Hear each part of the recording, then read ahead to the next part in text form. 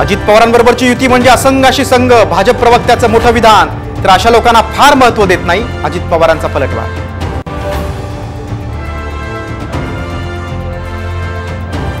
कल्याण डोंबिवली महापालिकेतील 14 गावं नवी मुंबईत घेण्याचा नगर विकास खात्याचा प्रस्ताव. गणेश नाईकांचा मात्र प्रस्तावाला विरोध.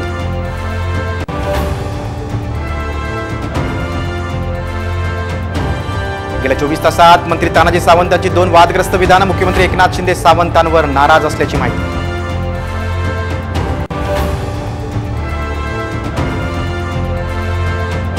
विधानसभा डोळ्यासमोर ठेवून मोदींचा माफीनामा. पुतळा कोसळल्याच्या घटनेवरून संजय राऊतांची जळजळीत टीका.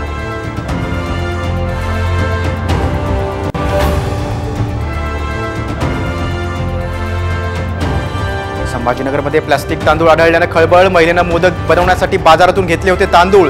तांदळात भेसळ झाल्याचा संशय.